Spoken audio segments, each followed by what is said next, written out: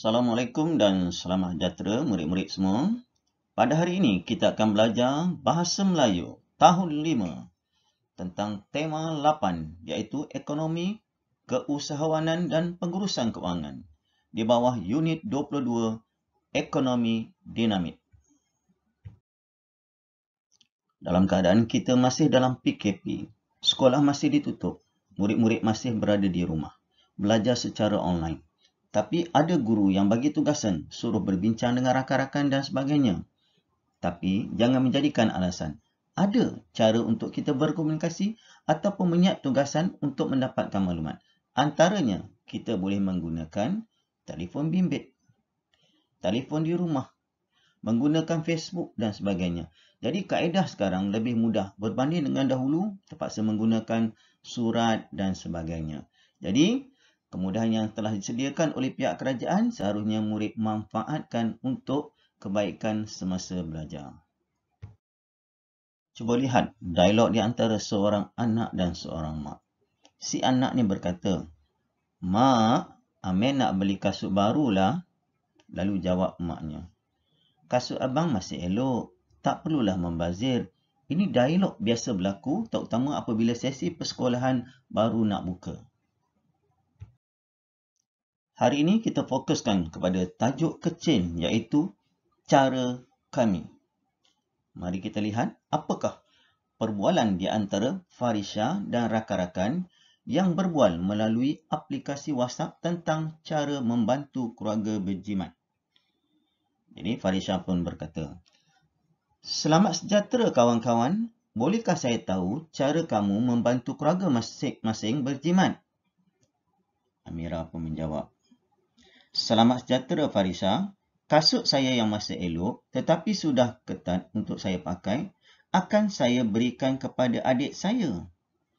"Terima kasih Amira. Wah, bagusnya amalan itu," jawab Farisha. Kemudian Irfan pula berkata, "Hai semua, saya pula membantu ayah saya menanam sayur-sayuran di belakang rumah. Lihatlah kebun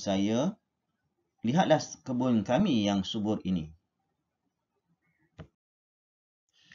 Salah seorang rakannya, iaitu Rubini pula berkata, "Amboi, seronoknya. Saya juga ingin berkongsi cara kami. Saya dan adik ke sekolah pada setiap hari dengan berkongsi dan bergilir kereta dengan jiran kami." Sufun pula berkata, "Saya pula membawa bekal makanan ke sekolah pada setiap hari. Kami dapat menjimatkan perbelanjaan harian." Lepas tu Amira ni berkata, "Farisha, bolehkah kamu berikan pandangan tentang amalan-amalan berjimat kami?" Mereka nak tahu, Farisha nak pilih cara yang mana satu.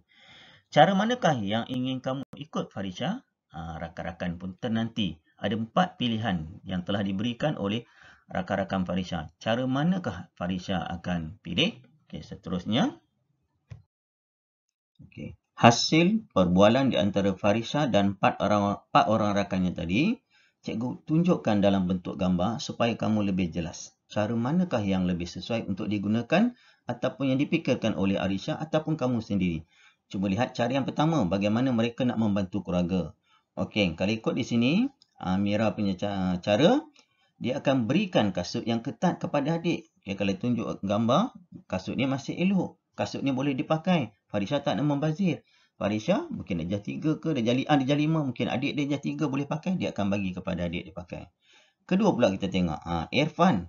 Irfan membantu ayah dia menanam sayur-sayuran. Tengok, sayur hidup subur. Mungkin setiap petang Irfan akan menyiram sayur-sayuran secara tidak langsung. Sayur yang ditanam itu sayur yang berkhasiat, mungkin ada lebihan daripada sayur ini boleh disedekahkan kepada jiran dan mungkin boleh dijual untuk mendapatkan sejumlah wang untuk membantu keluarga. Okey, seterusnya Rubini menyatakan bahawa dia pergi ke sekolah dengan berkongsi kenderaan dengan jiran. Contohnya, mungkin ada jiran yang berdekatan, mungkin sekolah yang sama. Jadi pada hari Isnin contohnya, ayah Rubini akan membawa Rubini dan anak-anak jiran. Hari Selasa pula, anak jiran akan membawa Rubini dan jiran-jiran yang terdekat ke sekolah. Secara tidak langsung, dapat menjimatkan tenaga dan wang untuk membeli minyak untuk dimasukkan ke dalam kereta. Tengok pula Sufun. Dia selalu membawa bekal dan makanan ke sekolah. Secara tidak langsung dapat menjimatkan wang belanja. Jadi kalau satu hari bawa RM2, kalau 5 hari dah RM10. Secara tidak langsung, ini juga dapat meringankan beban keluarga. Okay? Terutama dalam suasana PKP sekarang ni. Ada ibu bapa yang terjejas dan sebagainya. Ini salah satu cara kita nak membantu meringankan beban keluarga masing-masing.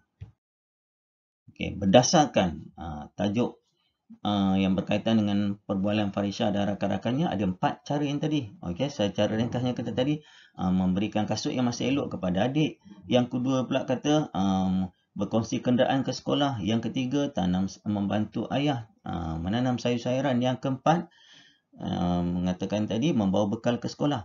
Tapi cikgu rasa murid-murid pun ada cara tersendiri yang boleh digunakan untuk membantu keluarga. Khususnya dalam suasana sekarang ni, dalam suasana PKP, ibu ayah ada yang kena buang kerja dan sebagainya, kita dapat meringankan beban mengurangkan beban dengan cara satu, kalau berdasarkan gambar ni mungkin kita boleh guna menjual surat khabar lama atau surat khabar terpakai.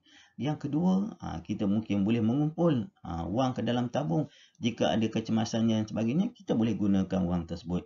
Jadi ada banyak cara lah, khususnya kamu sebagai murid, sebagai anak dan sebagainya. Selain daripada yang tekan tadi, contoh macam kasut, cikgu rasa baju pun boleh guna. Beg sekolah yang masih elok boleh guna. Bekas pensel dan sebagainya, jangan buang. Ada murid bila setiap tahun sesi persekolahan baru nak dibuka saja, nak serba baru. Sebenarnya ada cara untuk kita meringankan beban keuangan, khususnya ayah dan ibu. Jadi itu saja yang cikgu nak kongsikan pada hari ini. Okay. Sebagai kesimpulannya, apa yang kita pelajari pada hari ini, begitu cara kita. Cara kita ni, cara dia banyak. Okay? Bukan cara satu, cara dua, cara tiga. Cara ada, ikut kesesuaian masing-masing. Jadi, cikgu harap kamu dah fahami apa yang kita dah pelajari pada hari ini. Semoga kamu semua dapat memanfaatkan apa yang telah cikgu sampaikan. Okay? Jika kamu rasa apa yang cikgu sampaikan pada hari ini bermanfaat pada kamu, kamu sudikan like. Kemudian jika bermanfaat, kamu share dengan kawan-kawan supaya sama-sama kita dapat berkongsi ilmu. Dan akhir sekali, sudilah subscribe dan sebagainya. Okay, itu saja. Jumpa lagi. Bye semua. Assalamualaikum.